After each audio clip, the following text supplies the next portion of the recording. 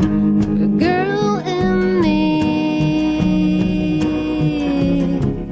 of a tourniquet. But can you save me? Come on and save me. If you could save me. There's so many stories in Magnolia. You know, They have to be there's the 6 same. stories. It'd have to be the same. So Mhm. you want them to all feel the same all the way through from one to the other. So Absolutely. there's a continuity. So it's one That's story. fine. So you're not watching like piece. It all has to be one connection. It's one. You're watching one story, and you feel like if one piece was missing. Do you know what I mean? I was trying to figure out how many stories there really were, and I guess it's 9 main characters. Yeah, 9 I heard you say. That was fucking DeLuca who said 6 stories, and I was like, I'm trying to make one story, you know? So. Wasn't the settle ask for a rewrite or anything? There wasn't anything. No. It's gonna. No. You know why? Final cut. It's a scary thing to give to a guy like me. Hello, Trent. Hello, Parth. It's Nice to good to see see you, by the you. way. Wow. You're looking Whoa. well. Look at us. Wow. Man, this is crazy. We could do this all day. But all of those were natural. I felt. I wasn't trying to guess what you were gonna do, but I do want to know. But I do want to wanna guess what I you do- were eating. Oh, guess is a strong word, given you just saw me eat it.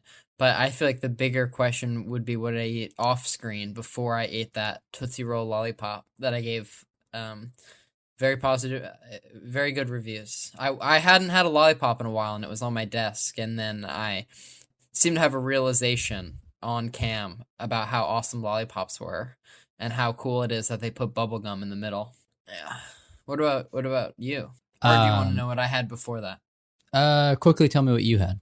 Well, it's sort of a 3-course meal, and before that I had a bowl of Honey Nut Cheerios with some milk, and then before that I went to the Study Abroad fair at the College Ave Student Center like 2 days ago, and the best thing about it was they had a really delicious buffet of Mediterranean food, and so I went there and I got like a bunch of grape leaves and Wow. and, chicken kebab and tasty rice and all that stuff. And I brought it home. I made a long, cold walk home, like holding it like this, just in like a flimsy paper plate, and the liquid was like seeping through. But I got it home, put it in the fridge, and then I just ate it, and it was fucking awesome. And it makes me think this is the one reason we should go to school-involved sponsored functions more. Like a lot of Yes. free food. Do you remember? I mean, this is not school-sponsored free food, but do you remember seafood night at Brower?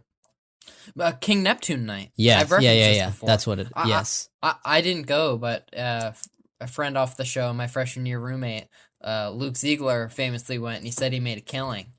And Yes. did you know to go to King Neptune night when you didn't have a meal plan, and for the meal plan it costed 2 swipes, because like lobsters were at play, but it cost $75 to a non-meal plan. That is crazy. I mean, it was all you can eat lobster, which is, I feel like, a rare opportunity for like the middle class. That's true.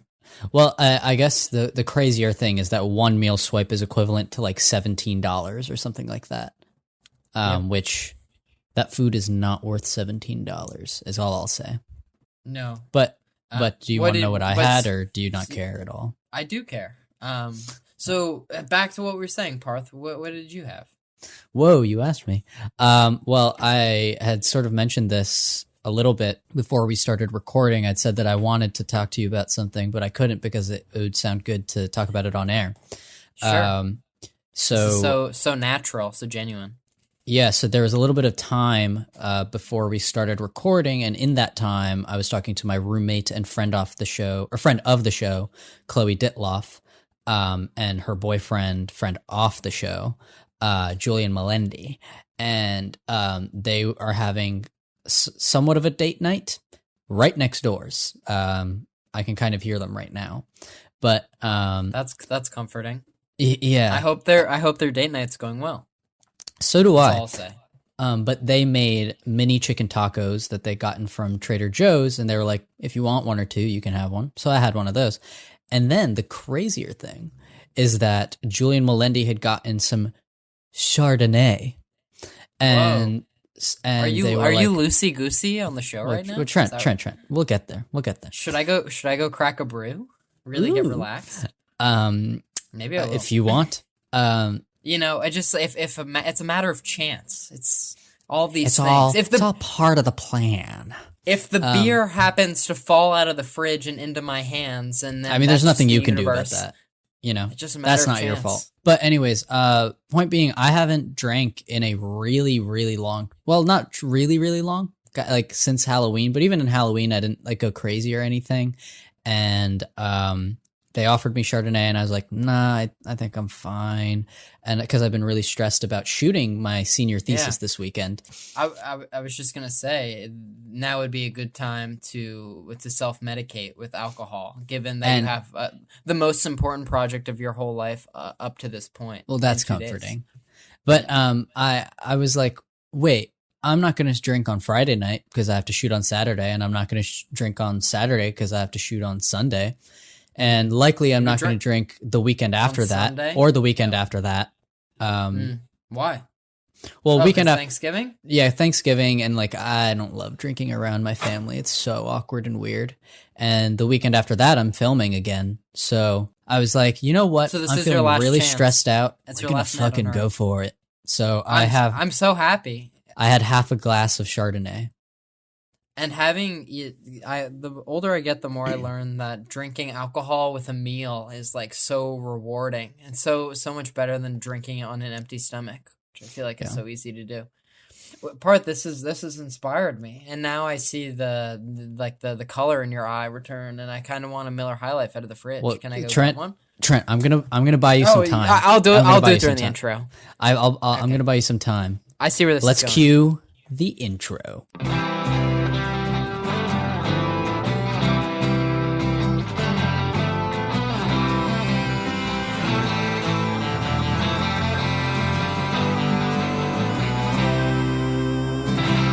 Okay.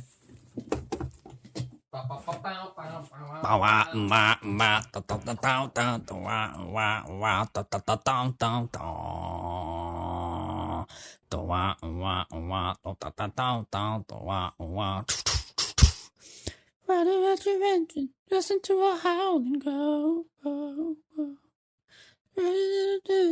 Begging you to touch and go. Highway to the danger zone. I take you right into the danger zone. Highway to the danger zone. I take you right into the danger zone. Take my breath away. Don't.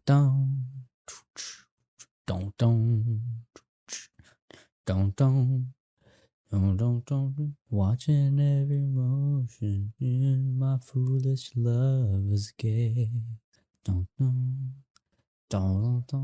Understood the notion. Finally, lovers know no shame. Don't. Are you not entertained? I haven't even seen Gladiator, but I Have love you that really? soundbite. It's a I love good that soundbite.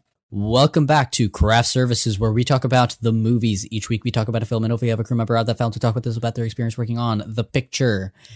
But Last this week. Last week. I was going to say last week we had sound mixer John Pritchett. Yes, to talk with us about his experience working on Magnolia, the PTA film. Divided into 2 parts, like 30 mins each. That's short for minutes. I was going to say, this episode is not part of that 2-part show. This is the discussion of Magnolia. Yep. So definitely go check out those episodes if you haven't already. But if you just want to hear us talk, this is the right place to be, you know? Yeah, Parth, should our goal be for this podcast to exceed or equal the runtime of this film? Wow, that is a tall you know what we should do? We should have we should get 6 or 7 other podcast hosts and just we'll do like podcast vignettes. Yes. And we should And then have at like the- a piece of music that just plays over the whole thing. Save me. Wise up. I don't remember how the song goes, but I know it's Wise Up. Yeah. Wow, Trent, I Wait. readjusted my body and I was like, whoa, I'm a little tipsy. Really? This is Tipsy Pod, I suppose. Should we put it in parentheses or I mean I guess we'll see where you are by the end of this episode because you, I guess this hasn't happened for the listeners, but Trent told me that he brought a vodka cran to drink. Yeah, I couldn't find beer. And I there wasn't any time to go to the store, so I had to improvise. But I thought I was gonna feel like a big strong man, but now I feel like a cool lady. Cat. Cool, Ooh. like a cool cat. A cool yeah. lady cat. Interesting. Female cat. Trent, is it your turn or my turn to do a 5-word synopsis of this film? Or 10-word synopsis, sorry. Well, it's hard to do justice to this movie in 10 words, you know? I saw the 3-hour and 8-minute runtime, and so I was expecting that, and then it ran credits at 3 hours and 1 minute, and I really thought, wow, they really just tried to get over the 3-hour hump, just to say they did. Yeah. And you gotta respect it. But I'm sure we'll talk more later on about the drawbacks of a 3-hour film. No, I have nothing but positive things to say. But maybe I should give the 10-word synopsis. I don't think I did last time. What was the last movie we Really? covered? Bodies, Bodies, Wow. Bodies? Good question. Into the folder. I think it was Bodies, Bodies, Bodies, because we went straight from... It was. Wow. Who did it? Cruisapalooza is fucking stacked. Who did it for Bodies, Bodies, Bodies? Only time will tell. You want to rock, paper, scissors? Sure. All right, just one. That should be more All right, than yeah, enough. that's fine. Rock, Rock, paper. paper, scissors. Whoa. We have to get in the same. Wait, let's wavelength just here. We have to get- flip a coin. Let's just flip a coin. Oh, what? Well, how about we both text in the chat on 3 with our rock, paper, or scissors? Yeah. The chat or In our chat, and we'll. okay. Okay. When I say shoot, I'll go rock, paper, scissors, shoot. When I say shoot, And then send it in. Okay, All right. correct. Rock, paper, scissors, shoot. Oh! Go fuck yourself, Trent. Do But you we feel didn't- sad? Do you feel small? Do you feel like you need a little bit of help? Just for the record, at 7:38, Parth typed scissors, and just moments after, I typed paper. Ben Parth's name in the chat is Parth Marathe, and mine is Chris Evans, because I beat Chris Evans. I was told that with headphones on, I look like Chris Evans at the Venice Film Festival, but it wouldn't let me do. Wait, not Chris Evans. Chris Is that Pine. his name? Chris Pine. Chris Evans is Captain America. Wow, I'm so Yeah. embarrassed. No, it's But- fine. It's fine. But I can't believe I've referenced it several times so far, and you didn't. Yeah. And you didn't correct me. Trent, You just wanted me to embarrass myself. I had in such half a glass of great- Chardonnay. I'm feeling so fucked up. I don't even know what's happening. My mom's calling me right now, but I had 2 sips of the vodka cran, so we can't handle that right now. Yeah, And- you wouldn't want to tell her you were drinking alcohol or anything, you know. No, she it would just be a whole thing. But I'm more curious about the 10-word synopsis. We didn't determine if the winner or loser is the one who does it. I You assumed wanted the to winner s- did it, but Okay, that means that being forced to do this is considered a good thing. Do you want to do it, or do you want to hand off the responsibility to me as like a punishment? I want to do it because I want to summarize War of the Worlds, and because we're gonna alternate. Oh, right. So I see. So that means I can summarize Collateral 2 weeks Yes. from now, or Yeah. 3 weeks. Thank you. That's very nice of you. Okay. With all that being said, let's hear it. lots of people really sad in the San Fernando Valley. Lots of people very sad in the San Fernando Valley. Parth, 10 words exactly. Clap, clap. Congratulations.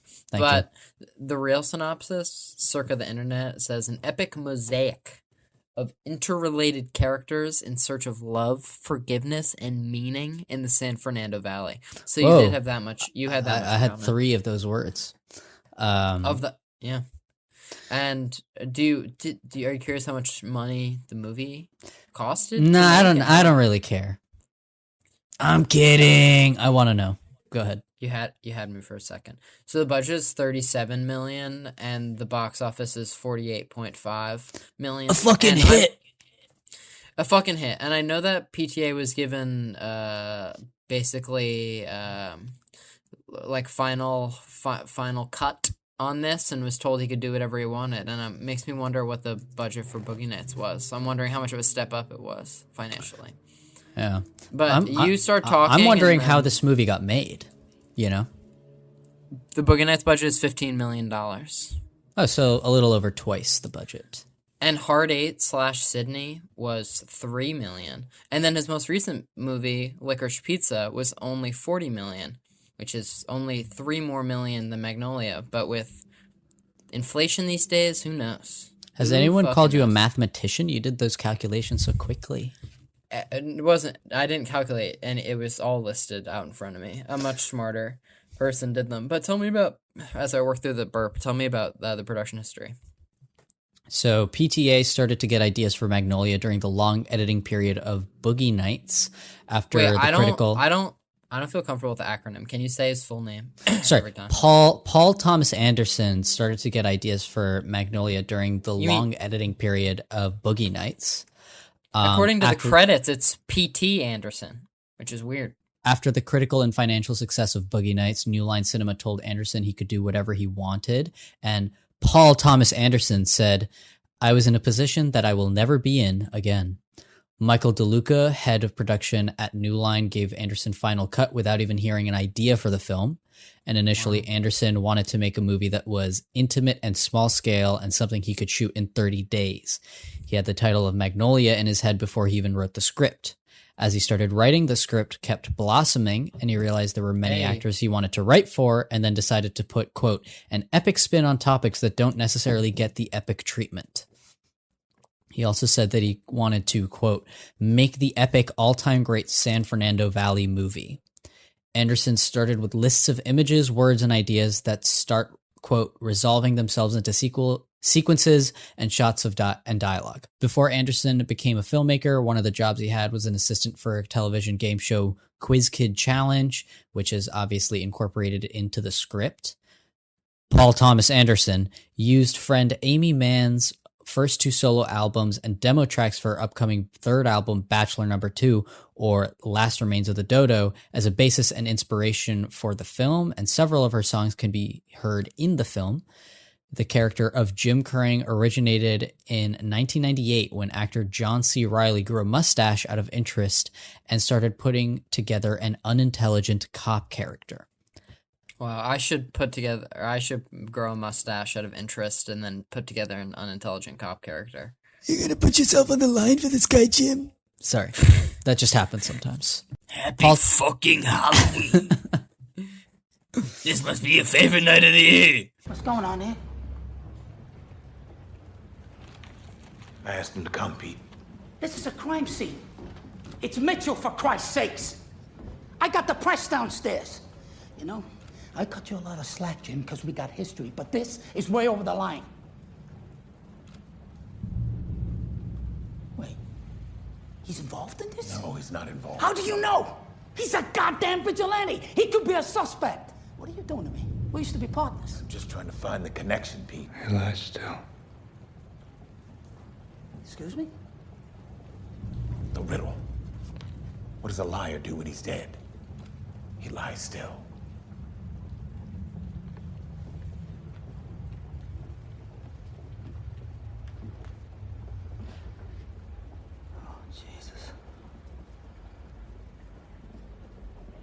This must be a favorite night of the year, huh, pal? Happy fucking Halloween. You let this guy in? You're gonna put your reputation on the line for this guy, Jim? I miss when the Batman came out. I miss that. Weren't those the days? Remember opening night of Batman? I haven't felt that level of excitement. Bruce I haven't felt Wayne. that level of excitement course through my body in a long time. I don't know if we talked about this when we discussed the Batman, but this is gonna sound like I'm trying to trash talk you, but I'm not. Just listen. Oh, Just wait wow.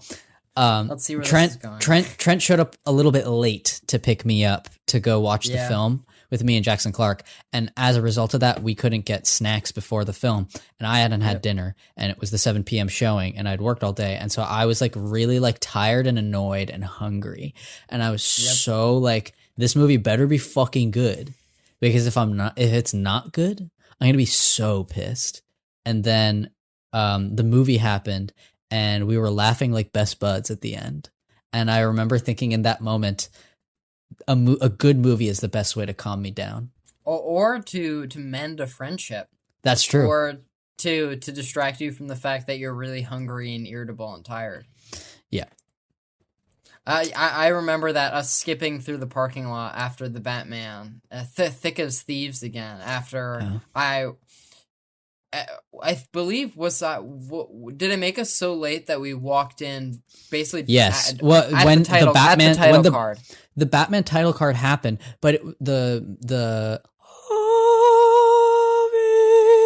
was playing, and so I thought like, because it was a special screening that was happening 2 days before the film actually premiered at AMC, and that music was playing, and all I saw was the title card, and we showed up at 7.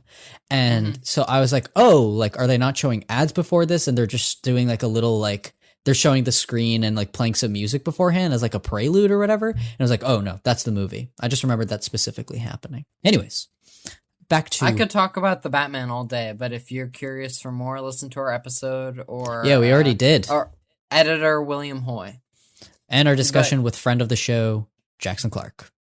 And much like the movie experience, I feel like in our discussion of the Batman, we started out annoyed with each other, and then by the end, we had buried the hatchet. It brings out the best and worst in us. Every time Jackson Clark has come onto the show, you and I have not been happy with each other at the beginning of the episode. It works itself out. Yeah. But well, maybe again, having movies. Having Jackson be like our shared wife, I feel like definitely complicates all the chemicals in the air. That is true. All right. You want to talk about a 3-hour long movie though? Oh, a different 3-hour long movie. Wait, how long? The Batman doesn't break the 3-hour barrier, does it? It just comes very close. No, I think it does. Really? I kind of remember it being like 2 hours and 56 minutes or something crazy like that. Oh, 2 hours, 56 minutes.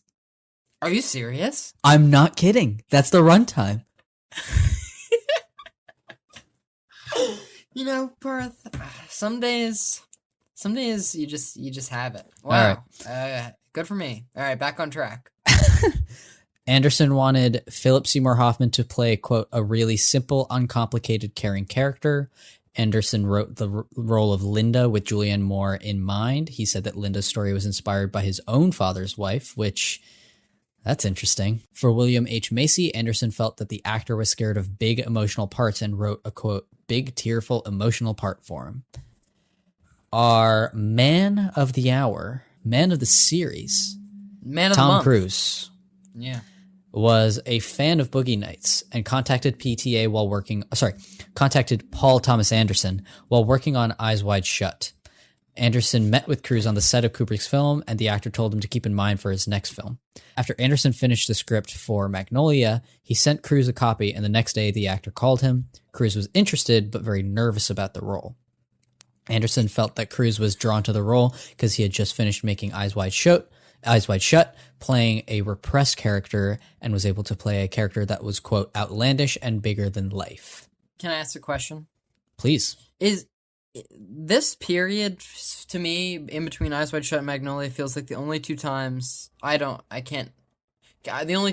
think of that Tom Cruise plays like a very explicit sort of cursing a lot, crude, not the good guy, gross, generally bad person role.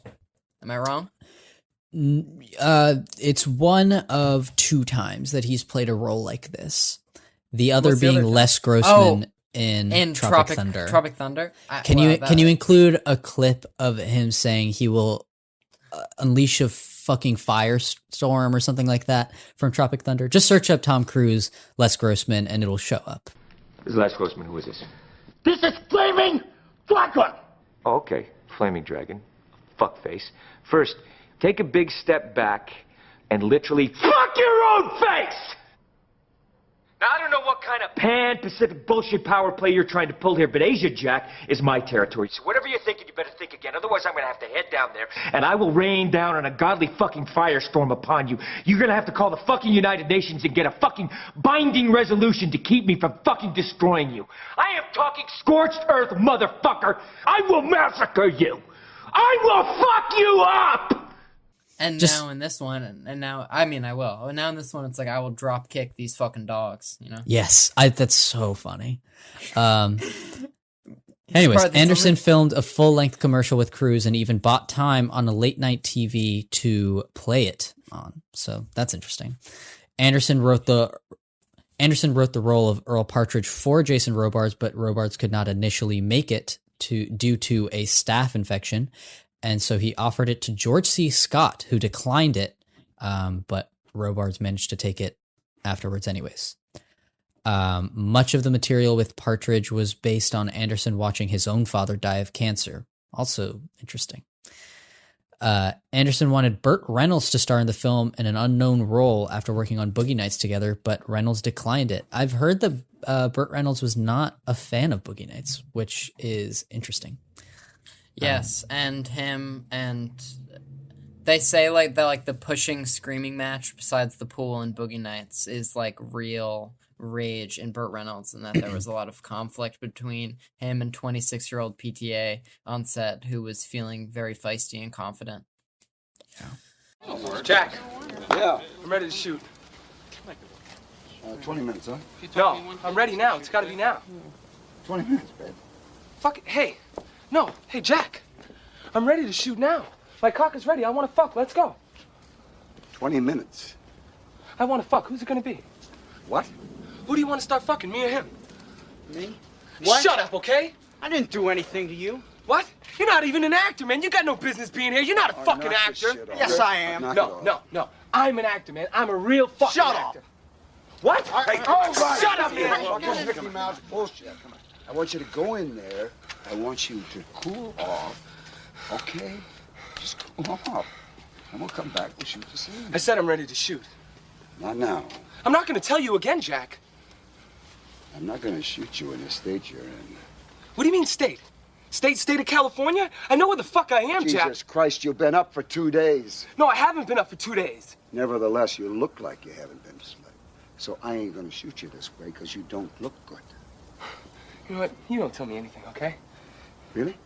You're not the boss of me. Yes, I am. Are you the king, huh? Yes! Hey, don't you fucking touch me, man! No. You shut up, too. You're not the mother of me, and you're not my boss. You're not my mother. You're not my fucking mom. Hey, man. No. I'll take you home. I'll take you home. We'll go. I'm ready to shoot the scene. I want to shoot the scene. I'm fine. I want you out of here. Look, it's over, okay? I'm done. Listen now, I'm to ready me, to shoot. kid. I want you. Don't you fucking call me a kid. What? I'll fuck up. You want to see me kick some ass? I know fucking karate. You want to fuck Oh, me? Jake, get out. You're fucking out. Come on. You are fired. You're fired. You What is that? No.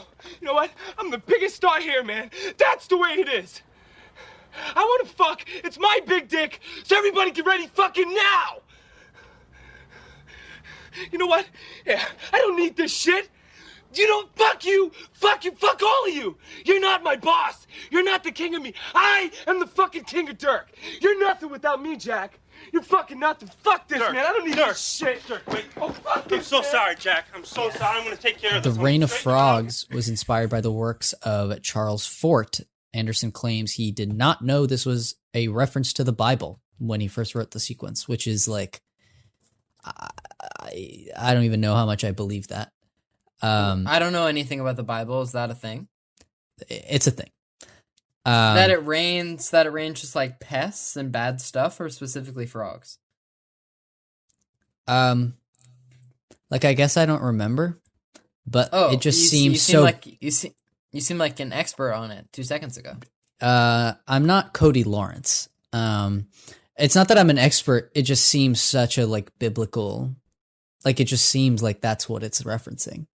But Well, anyways. since this movie, or I mean, since the characters in this movie talk about like the Bible and angels and Exodus and Psalm 8:2 or whatever, like repeatedly throughout the film. There. I know that there's a reign of animals in the Bible. But that's Noah's Ark. They put all the animals onto a boat, and then the water, and then they all survived. Anderson and New Line. Wait, fuck. Filming began on January 12th, 1999. It was initially scheduled to be 79 days, but ended up requiring 90 filming days plus 10 days of second unit filming. Anderson and New Line reportedly had intense arguments about how to market the film.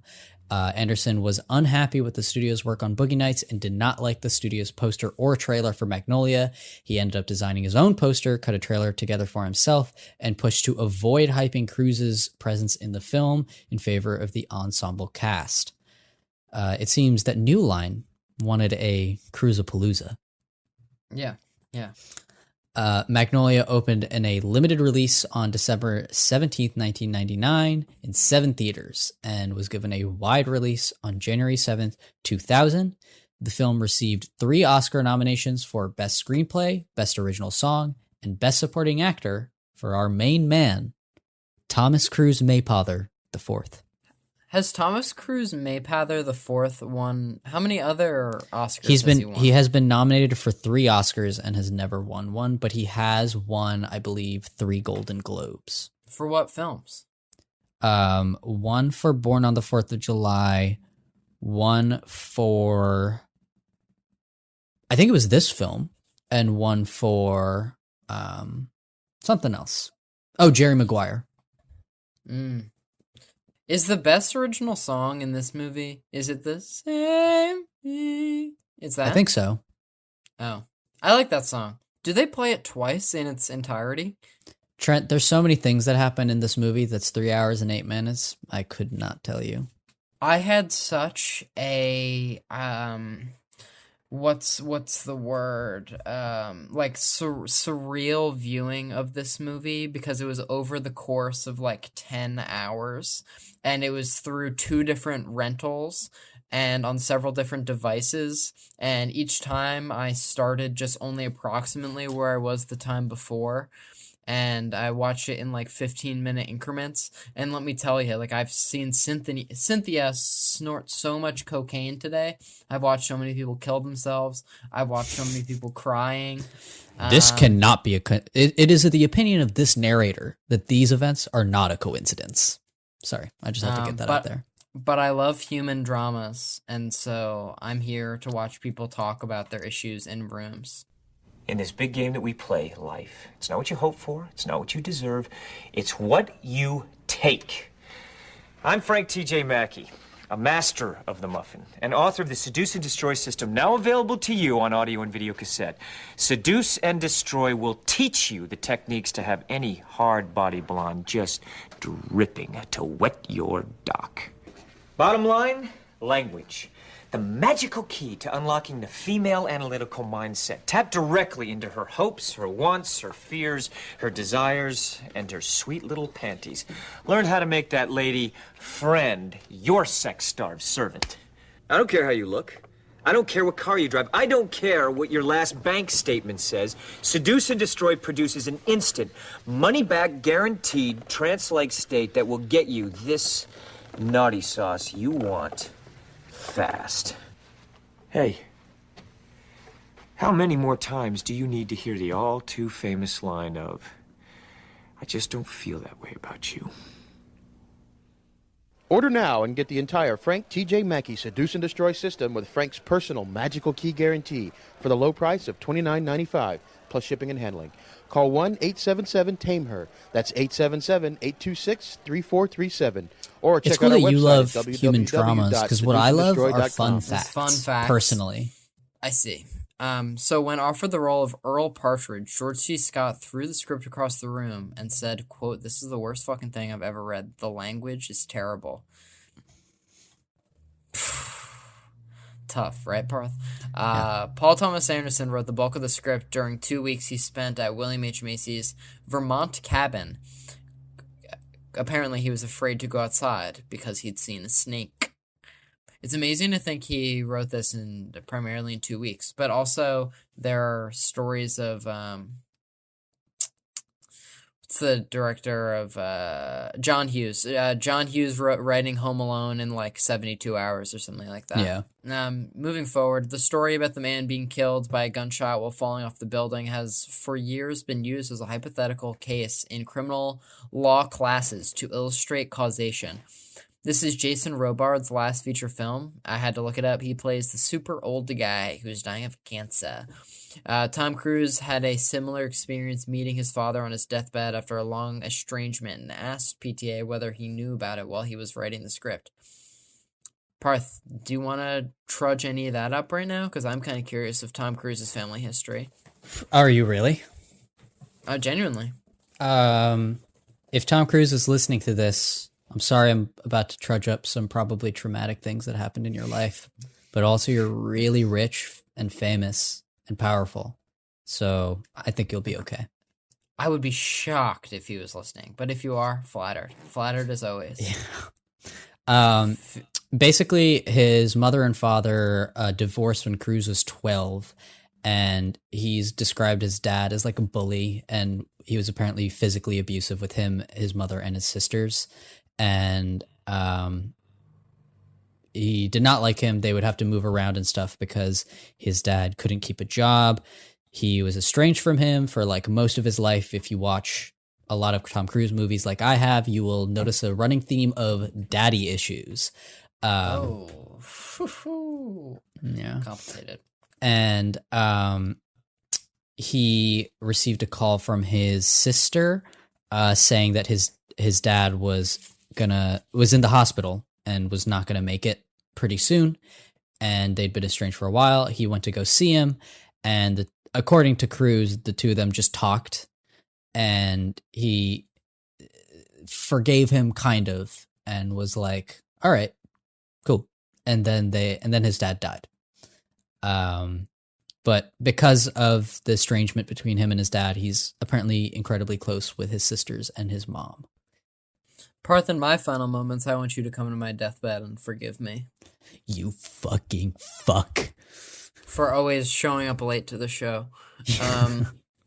Okay, so speaking of, the word fuck is used 190 times, compared to The Wolf of Wall Street, which is 506. Amy Mann's Wise Up... Amy Mann's Wise Up was also used in Jerry Maguire, also starring Tom Cruise. The What Do Kids Know show director's assistant is played by William Maypother. Oh, that's the name. Who is Tom Cruise's cousin in real life. First cousin, yeah. Dialing the telephone number 877 Tame Her from the film used to give a recording of Tom Cruise giving the Seduce and Destroy pitch. Almost every location contains at least one picture or painting of a magnolia, which, fun fact, musician Fiona Apple is responsible for many of the paintings seen throughout the film. I think Fiona Apple and PTA were dating at the time. Yes, they were. I'm glad you bring that up. And there's a famous article, and it just headlined, Fiona Apple, Why I Quit Cocaine After an Excruciating Night with Paul Thomas Anderson and Quentin Tarantino, which I just feel like needs highlighting. At the time of release, PTA stated Magnolia is, quote, "for better or worse, the best movie I'll ever make," which I think time has proved that was not the case. Yes. But more fun facts. Paul Thomas Anderson screened the film Network, 1976, to his production team before filming began. It's always fun to hear the movies, especially if there's several that the directors force the crew to watch to get in the mood. Yeah. Luis Guzman is credited as himself, and that's that. And we're into the 1-star reviews. So this first 1-star review I added because it's reminiscent of a sound of a video A sound that I think you are I think that you are a fan of. I'm very humored by it. Yeah. Should I read this like it's the kid? Of whoever you're referencing, sure. Whether it's a kid or So this an is adult. from TC. Maybe Wow. this is Tom Cruise. Imagine. Maybe he didn't love the film. It'll be like Burt Reynolds hating Boogie Nights in hindsight. Mostly cuss words and violence. Every other word is a cuss word in this movie, and filled with violence. Can you play the sound, please? No more saying cuss words. It's not good.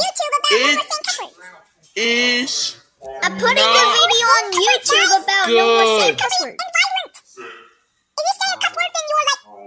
No more saying cuss I'm words, putting guys. the video on YouTube about no more saying cuss If words. you say a cuss word, then you're like going to jail, and you're like when you go to jail. Cuss words, When you guys. go to jail, if you say a cuss word, you go to jail. And when you go to jail, if you said a cuss word, then If you say a cuss only word, gonna then eat you're like, broccoli and other vegetables for your whole life. No more saying cuss words. Cuss words. So funny. Should I do the next one? Should I do it in the same Please. voice or my normal This voice? no. I think you'll be fine. But I think this seems like it's written by a famous author. Well, you said JKR. Oh, you were saying JK Rowling. I thought you were saying the Joker. JKR. Wait, I think that might be the Joker. Whose voice should I Can the do? Joker read this? It'll be the Joker if he was in Harry Potter. Okay, I'll actually just do the Joker. Nope. No way, forget it. Not gonna happen. Reeks. P.U. What a stinker. Oh, God. It sucks. My Joker isn't as practiced as yours, but I tried to have some Would you fun. like me to read it? You're gonna make me look silly in comparison, but sure. No. But I it's not to make you look silly, but I read this and I was like, this is hilarious, and I want to read this as the Joker. Why don't you read the next one? Why don't you read Jamie's review? As an So this is from Jamie, and it reads, disc missing. I bought this as a gift for my dad. He opened it 2 months later, and one disc is missing. And the missing disc is the actual movie. Complete waste of time. Complete waste of money on an incomplete product that seems used and not new. Angry emoji. It's not about money. It's not about the money. It's about sending a message. Everything burns. Wow. Why should I have all the fun? Parth, I think we're destined to do this forever. I think we're destined to talk about this film. Yeah, to move into To talk about what's working, what's not working. Just that. We're already up to 40 minutes. We're on par to Wow. maybe get a third of this film's runtime. Now, what I'm going to do is I'm going to read a line to you from an opera. I want you to give me that line back in the language in which the opera was originally written. And for a bonus $250, you can sing it. I'm Stanley Spector. There is the story of a boy genius Willa Cather, Thomas Kidd, Jean-Baptiste Clairmoyer. and the game show host. I'm Jimmy Gator. Live from Burbank, California. First question for 25. This French playwright and actor joined the Béjart troupe of actors. And the ex-boy genius. I'm Quiska Donnie Smith. I used to be smart, now I'm just stupid. There is the story of the dying man. I'm Earl Partridge. I have a son, you know. You do? Find him. I'm Frank T.J. Mackey. His lost son. What did he say? Because I am not going to take care of him. What does he want? And the dying man's wife. I'm Linda Partridge. I took care of him through this, Alan. What now, then? Me and him. Do you understand? There's no one else. No one else. The caretaker. Hello. I'm Phil Parma. See, this is the scene of the movie where you helped me out. And there is the story of a mother. I'm Rose Gator. You come home soon after the show. I love you. Love you too. And the daughter. I'm Claudia Wilson Gator. Now that I've met you, would you object to never seeing me again? And the police officer in love. I'm Officer Jim Curring. Oh, life is very stressful, and I'd hope to have a relationship that is very calm and undemanding and loving. So if you are this person, please leave me a message at box number 82. And this will all make sense in the end. I know life is getting shorter. I can't bring myself to set the scene, even when it's approaching torture. I've got my routine. This is not an easy job. I have to take everything and play it as it lays. Sometimes people need a little help. Sometimes people need to be forgiven.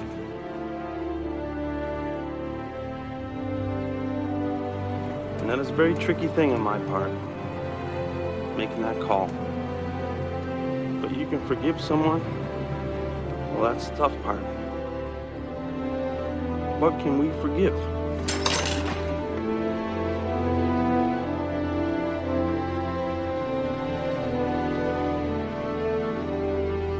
Was that unclear? Kinda. Oh, God. On course. Well, now that I have you seen this movie before? I have. I have the DVD, and so on one or two occasions, I've put it in the DVD player and sort of had it on in the background. And I've only paid attention to it like once, but I will say that today, even though my viewing conditions were not ideal, was my first real viewing, and it's also the one that I've enjoyed the most. Interesting. What about you? I'd seen this once when I was in high school, but I think it was on my phone, so I don't think that's like the most ideal way to watch a movie. And then Adam Volerich, friend of the show, did Film Club for a while, where he was this talked about in Film Club? I would feel like I missed out. Wow, you did. And we watched. I don't remember if I was the one that suggested this movie for it or what, but basically during quarantine, our professor was like, "Everybody seems like they're going to be really depressed, so we should do a thing where we all watch a movie and then go on a Zoom and talk about it for an hour." Yeah, it was pretty cool, which is really nice of him. Yep. But this was one of the movies that we'd done for Film Club, and everybody was kind of lukewarm on it, I would say. And my opinion of it had definitely gone down. And then this rewatch, I'm somewhere in the middle, I think. Cool. Between the first time I watched it, I gave it like 5 stars or something. Wow, that's shocking. This does not. I mean, I know it has Tom Cruise in it, but there are several elements of this movie that don't seem like your type of movie.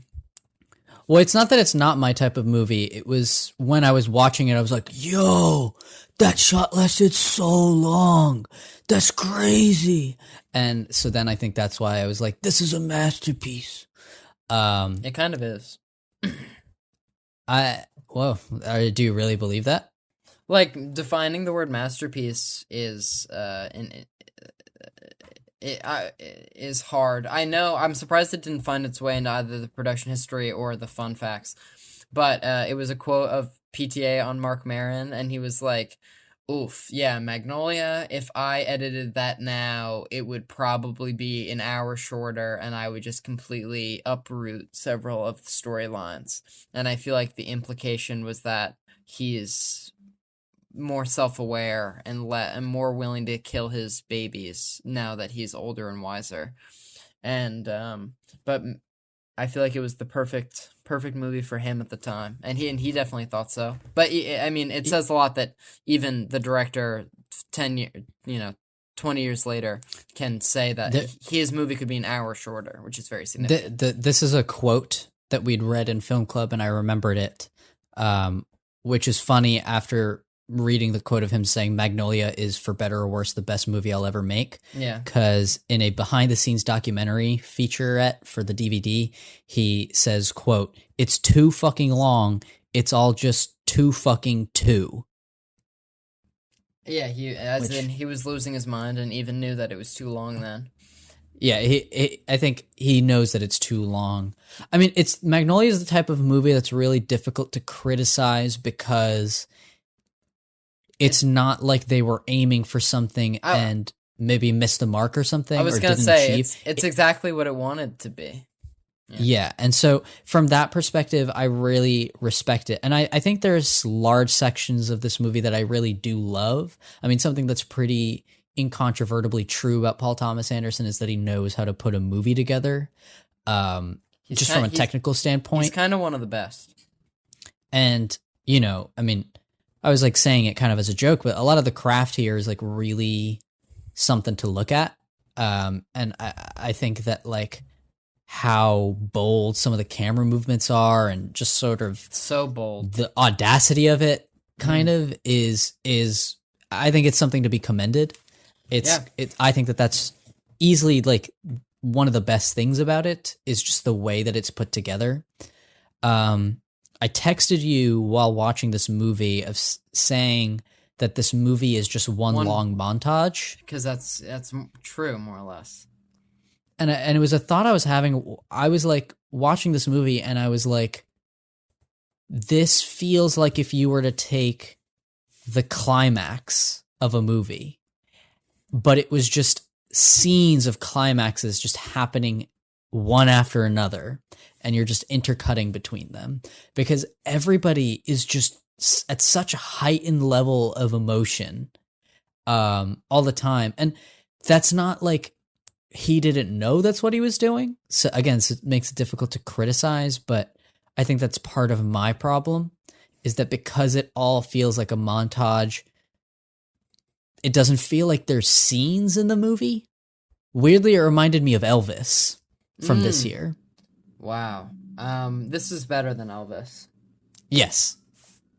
But just in that regard, where it felt like things were just moving from scene to scene, but you're not actually getting a scene. But aren't the camera moves? I mean, but there are some full scenes. There are scenes, but they're placed in this larger context of these other scenes. I mean, I think that like the few scenes that there are is the scene of the dad on his deathbed talking to Philip Seymour Hoffman. Mm-hmm. And then the scene of Tom Cruise like saying fuck you to his dad. Yeah. But yeah, I mean, I don't even know if like I dislike about the movie or I just think that sometimes it can be difficult to latch on to it because it's just so long and it just keeps going. I think when you saw me today at the CSB when you were picking up equipment, I was about at the 2-hour mark in the film. And yeah, you had an hour left. And I told you that my body and my internal movie clock was really ready to wrap things up, and that it even seemed like the movie at times was ready to wrap things up, and I just kept hitting the cursor and seeing that there was an hour left, and I couldn't sort of help but be exhausted, and I was like, damn it, I've loved the last 2 hours. Why does this have to keep going? And if I was in a movie theater, I would be torturing myself because I would have to pee so bad. I think that, I mean, I don't know if this is going to be controversial with you. I think the William H. Macy plot can go. Quiz Kid Donnie Smith? I understand why it's there, and I understand the way it ties into John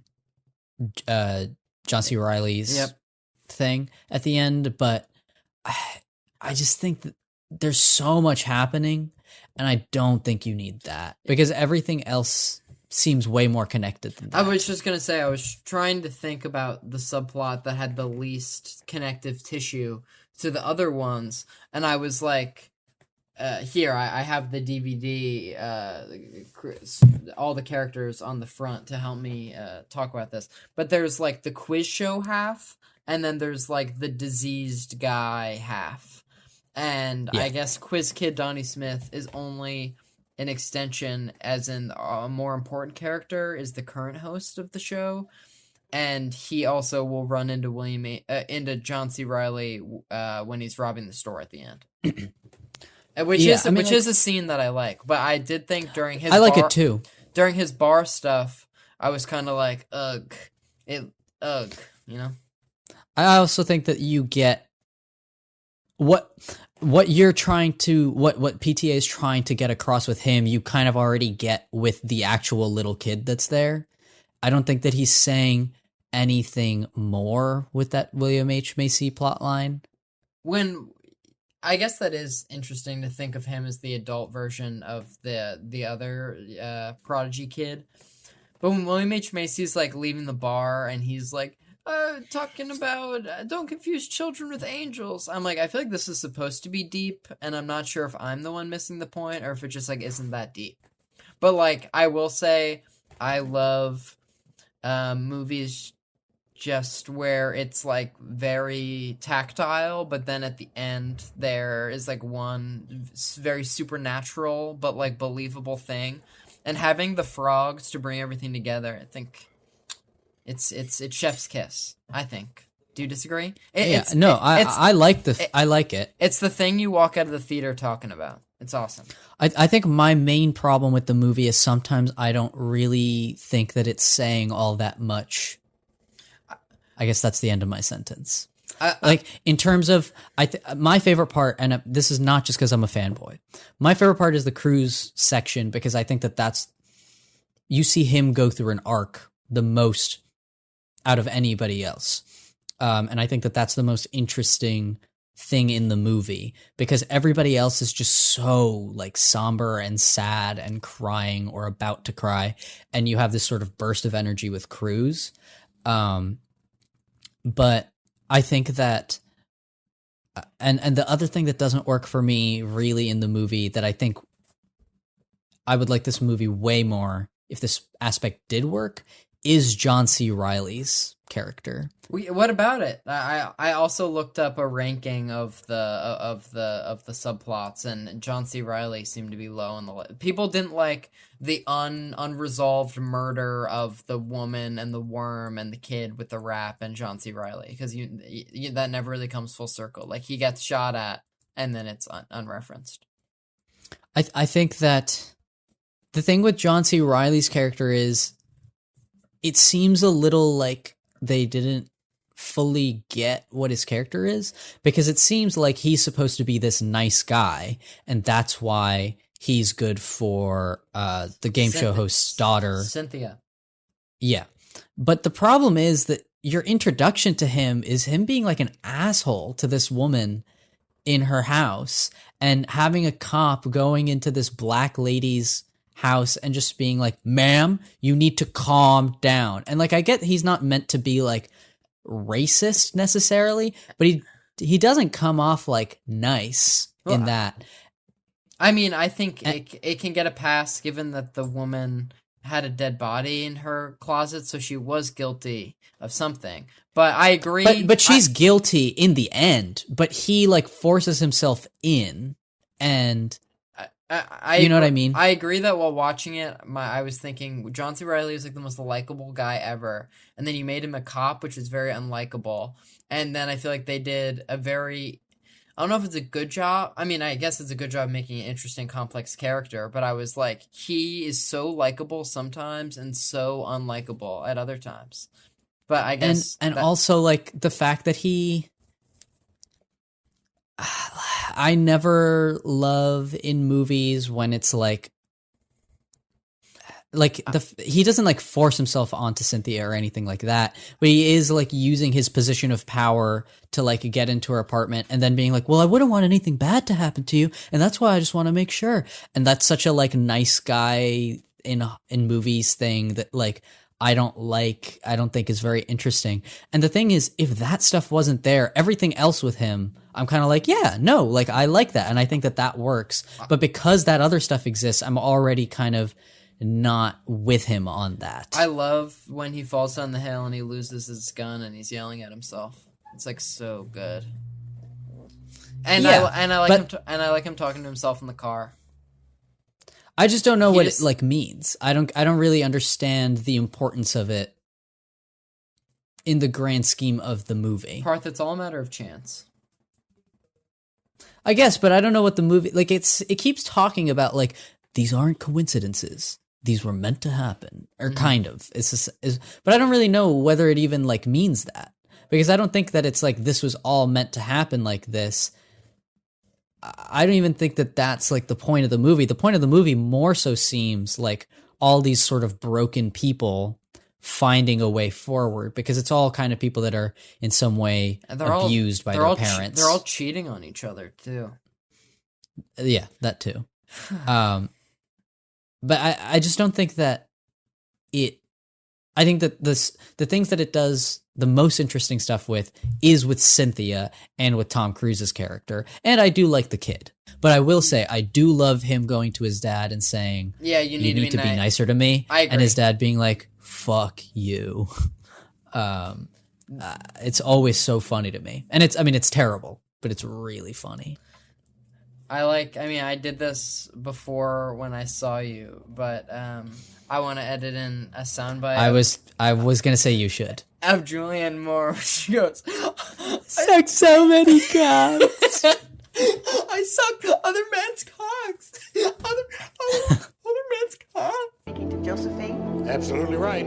For 500. Next voice. I don't want him to die.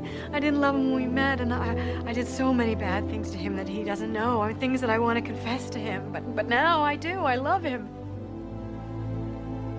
Linda, what kind of medication This isn't any fucking medication talking. This isn't. I don't know. Can you give me nothing? You have power of attorney. Can you go in the final fucking moment and change the will? I don't want any money. I couldn't live with myself with this thing that I've done. I've done so many bad things. I fucked around. I fucking cheated on him, Alan. There, you're his lawyer, our lawyer, I'm his wife, we are married. I broke the contract of marriage. I fucked around on him many times. I sucked other men's cocks. Adultery is not against the law. It's not something you can use in court to discredit the will. Linda. Oh my god. There was She's really good in this movie. I love her. Don't call me lady! I love her at the pharmacy. And I mean, we talked about this too, but when she's at the pharmacy and the guy is like eyeing her down, and then she just does like a little flick with her eyelashes, and it's like she's really, really looking at that guy. Yeah. I mean, she's fucking awesome in everything. Yeah. Wait, and I mean, while we're going down complimentary row, Philip Seymour Hoffman, when he's watching Tom Cruise talk to the dad, and then he just does like this, like tear wipe with his fingers. Yeah. Oh my god, I could watch Philip Seymour Hoffman. I will drop kick the fucking dogs. I could watch Philip Seymour Hoffman react to other emotional situations all day. But Trent, I'm interested to know. This is Cruisapalooza. I'm interested to know your thoughts on that subplot. Frank T.J. Mackey? Yeah. The first thing that comes to mind is how I wanted to remember to talk about this. When he's first shown in the interview and he has no shirt and no pants on, and just like there is some third party object in his pants that is not attached to his body, and like I guarantee it, because it is not the shape of the human anatomy. No, it is definitely not real. So my thoughts on Frank T.J. Mackey's subplot in its entirety. I really like the interview. And I guess Cruise in it. I really like the interview with the woman. His haircut is crazy. I like how he like strokes. He just like strokes his hair into a ponytail a lot. He's like really buff when he doesn't have a shirt on. No complaints there. I kind of... Yeah, Trent, you were telling me all about how you liked Tom Cruise's buff physique over text, weren't you? No, I mean, there would be no text messages to support that. Anyways. Do you think his is the meatiest of the plots? Yes, 100%. Which is why it's my favorite in the movie. Because he goes through, I mean, we don't see him change or anything, but I would say we see the most happen with his character. And it's also worth noting that, like, I mean, Cruise chose the wardrobe and the look for his character, and I think that his character's entrance is really good, like really strong. Not when you see him on TV, but the Respect the Cock monologue. Yeah, with the 2001 music. Yes. And apparently he helped rewrite that monologue. And the stuff with his dad at the end, Anderson had written dialogue, but it, like Cruise wasn't feeling it. So he was like, let me just like kind of like improv and feel this as we go. And I think that it works really well. Wow, I feel like that's very, very real then to Tom Cruise's life. Yeah, I wonder if he had daddy issues, you know? A complicated relationship with his father. I feel like Philip Baker Hall has a lot of screen time too. Yes. What do you think about that? I mean, I like the story. Bad guy. I mean, in the end, but I mean, I love any ensemble, and this is one of like the craziest fucking ensemble casts like maybe ever, and so we could really. This list on the back of the DVD is very long and very impressive. Alfred Molina, he's like the. Oh yeah, I totally forgot he was in this. He's like the 12th name because he's playing a guy named Solomon who owns a furniture store, and he's fucking awesome. Yeah. I guess my one issue with Philip Baker Hall's storyline is that I don't think the movie ever paints him as anything but a bad guy by the end. But with the frogs, I'm kind of confused because it seems like the frogs are meant to be somewhat like a cleansing of some kind. Yeah. But he's about to kill himself, and the frog saves him from himself.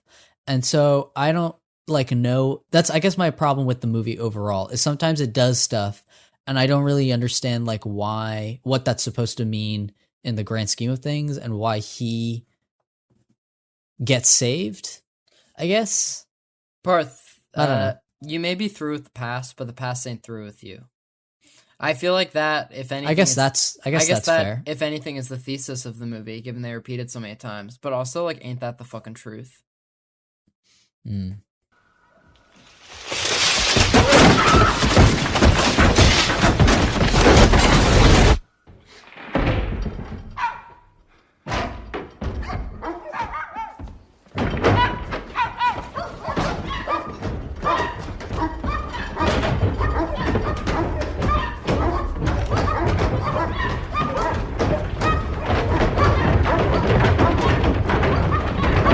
The frogs falling from the sky. But also, just while we're here, I love the opening montage segment, however you describe it.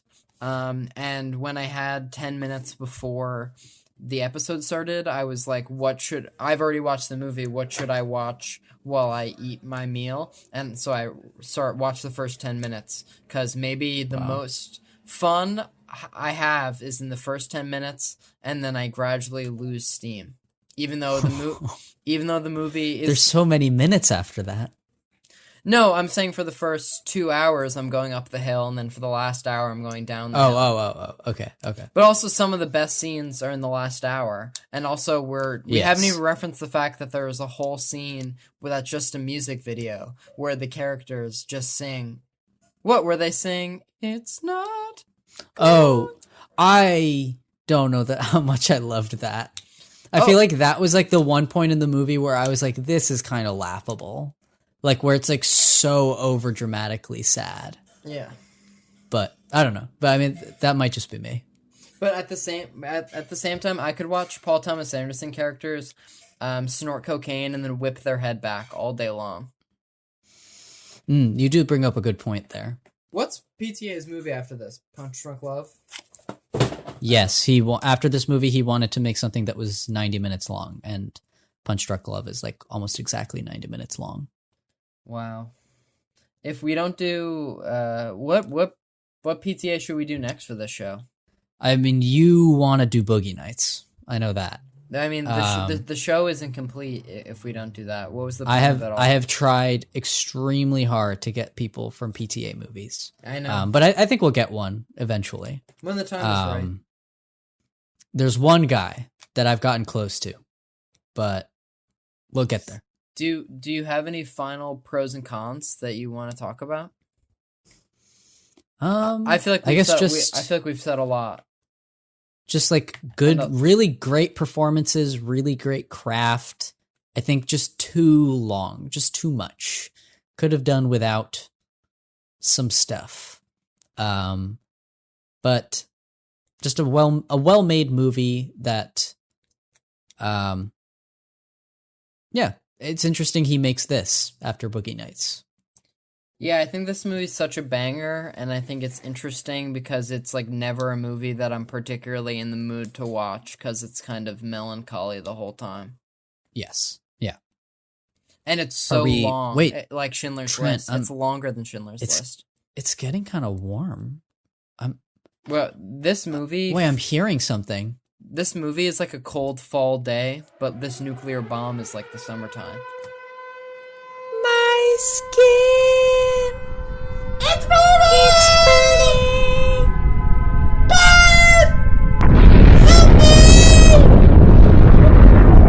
What do you think my downstairs neighbors think once a week when they think it's domestic abuse? I think you must be in pain.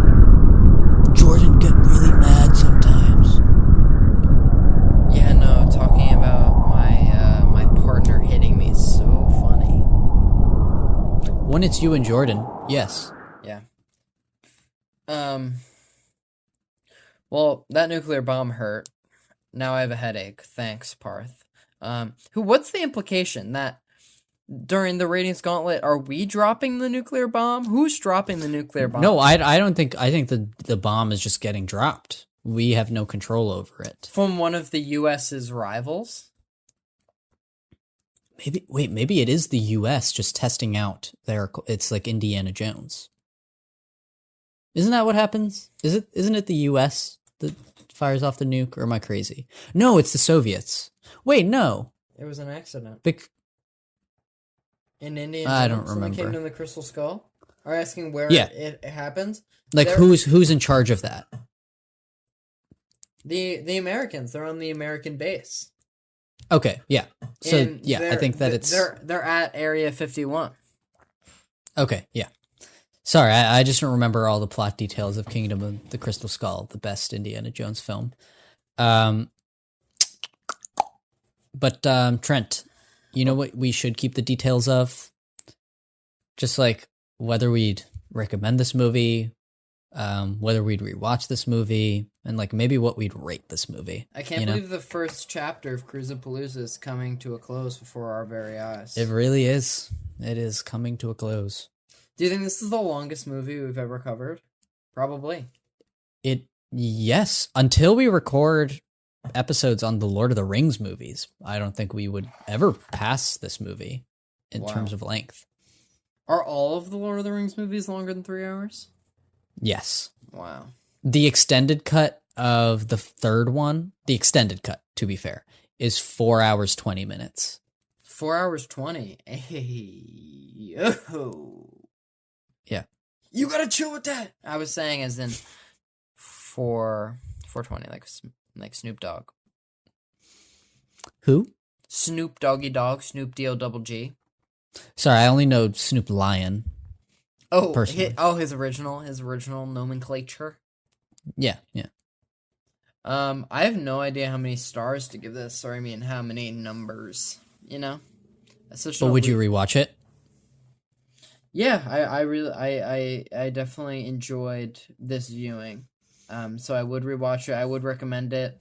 Whenever someone is doing something vignette-y, either in creative writing class or in film class, I can't help but think about Magnolia and think about how the thing that every film student is missing is a cohesive thing that actually attaches all of the storylines, and then something cool that happens at the end, like the frogs, that actually,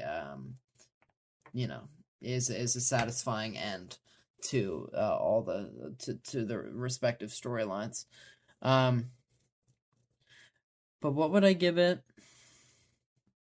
It's our first PTA, maybe the last one for a while. I'm going with like an 8. Like if this movie is right up my alley, and it only makes me have a complicated relationship with it because it is so long and because it is simply so sad. But sometimes I can be sad and long, and so maybe we deserve each other. I think you're destined to do this forever. I heard, our film advisor woman, Jackie. Yes, Jackie Steedman. Yes, friend off the show. Friend off the show.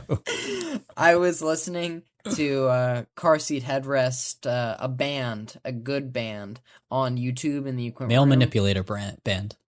I mean, not that anyone involved in the band is a male manipulator, but it's just a stereotype that the listeners of the band, but not that the members of the band themselves are problematic. Only its followers, I guess. But talented musicians nonetheless. Jackie Steedman walks by and she says, "Are you okay?" And so I turn down the music and she says, "I heard someone crying down the hallway and I just wanted to come and make sure everything was okay in here."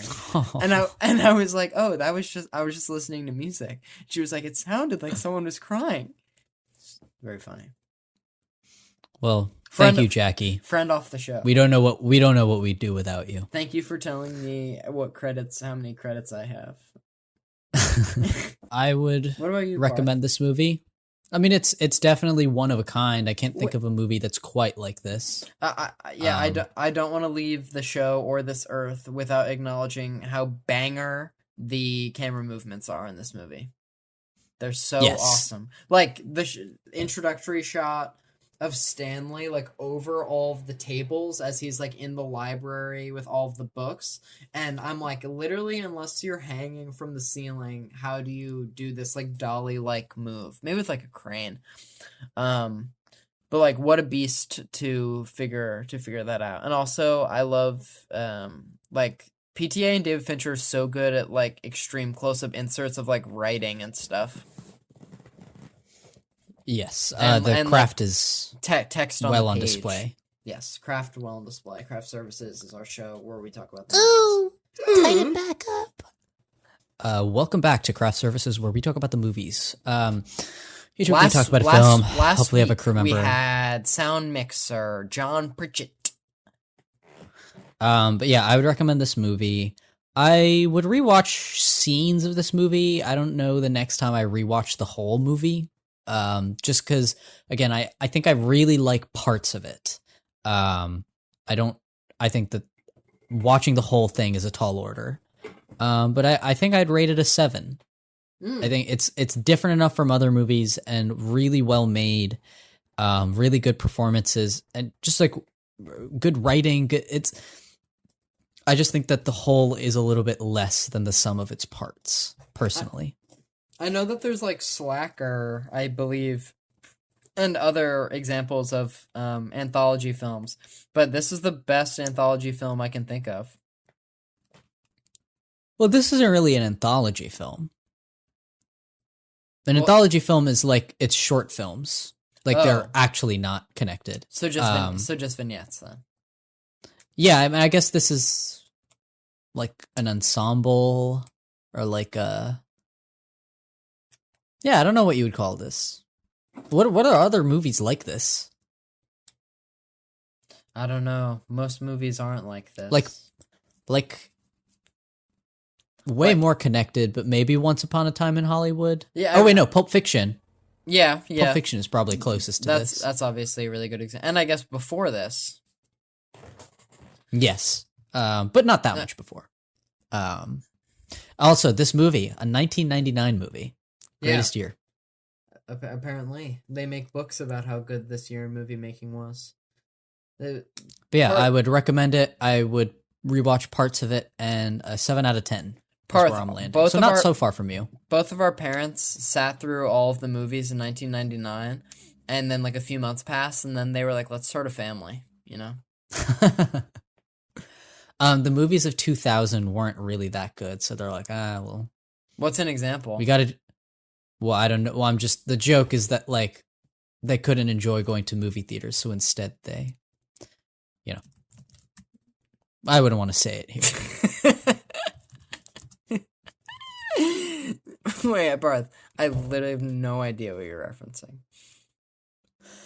All right, Almost Famous. It's not a concept I think you're aware of. Almost Famous, Scary Movie, Love and Basketball, a lot of Freddie Prinze Jr., but the Patriot. Yo, The Patriot came out in 2000? Remember the Titans, Requiem for a Dream. This is getting more interesting. Requiem for a Dream is like meant to be good, right? I've never seen it. Unbreakable. Yeah, I haven't seen Requiem for a Dream. That is a good movie. But Remember the Titans is good. Dude, Where's My Car? I watched that the other day. Overrated. You were disappointed, right? Yeah, as someone who smokes weed, I really wanted to enjoy it, and it's not that good. Sorry, Parth's You smoke mom. what? Sorry, Parth's mom and dad. Sorry, Parth's relatives. Should we? I mean, we could just let this episode continue for another 2 hours, or we could just. We're at 1 hour 15 minutes of recording. If we go for another 2 hours, we'll beat Magnolia.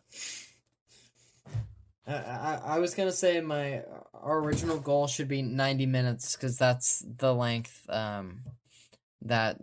just so we could be a major motion picture. So, or I mean, I guess 50 Have minutes. we ever reached? Yeah, we must. Oh no, we've done the 2 hour talk before. We've done a feature. What was the 2 hour talk?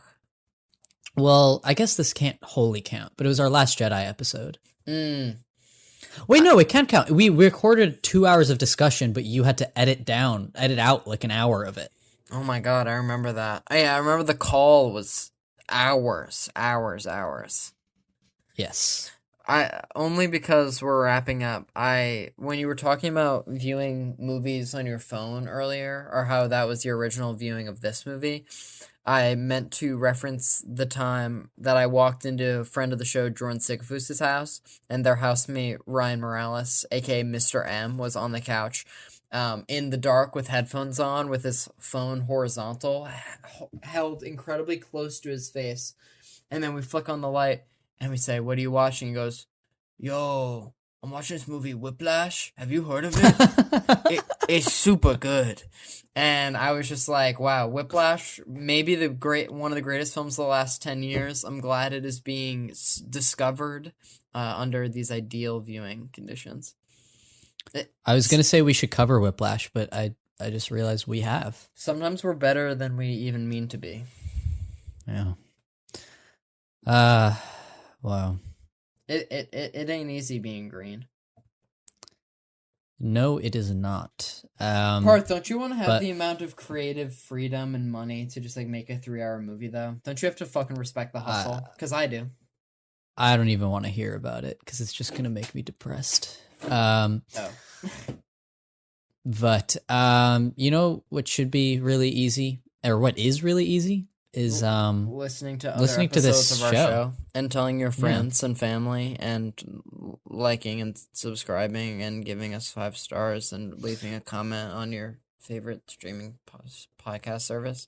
So that's all of the things. Follow us on all of our social media, Instagram and Twitter.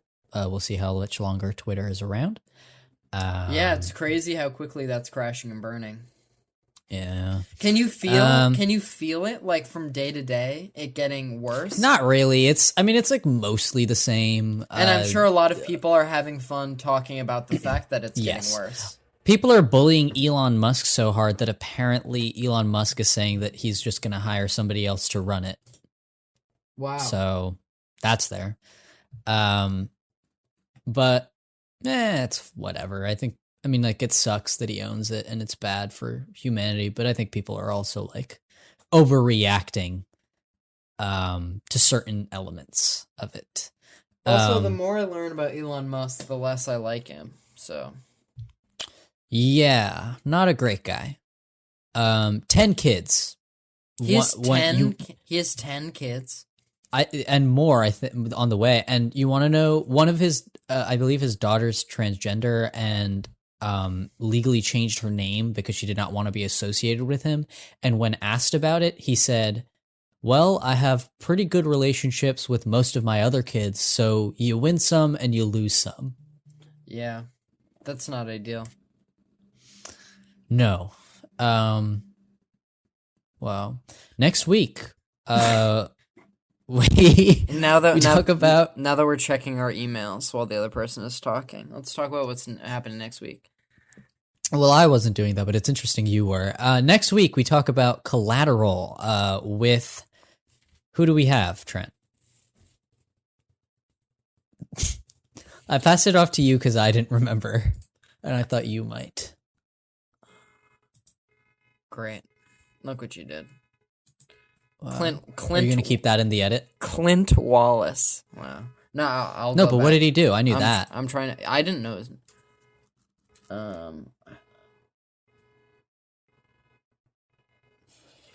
Set decorator? Right? Art department. Production. I think it was a set decorator. That sounds about right. Clint Wallace.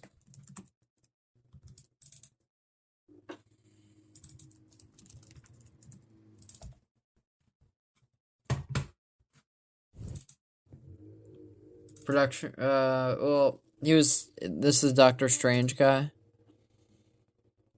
Yeah. I think it is. All right. Oh, here he is. I remember this guy. Join us next week for our interview with set decorator Clint Wallace.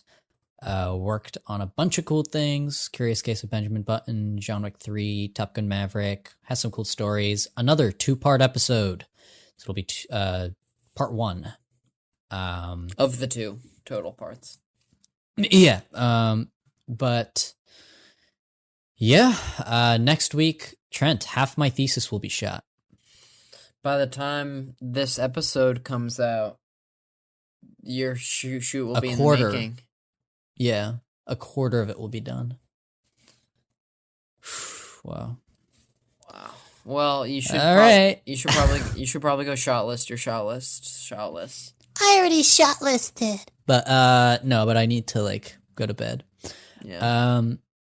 All right. Good night. See you guys next week. Good night. We Parth. love you. Good night, loyal listeners. In the New York Herald, November 26, year 1911, there is an account of the hanging of 3 men.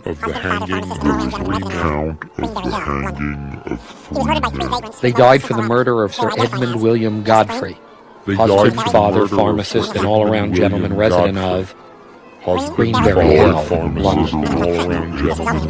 He was murdered by 3 vagrants whose motive was simple robbery.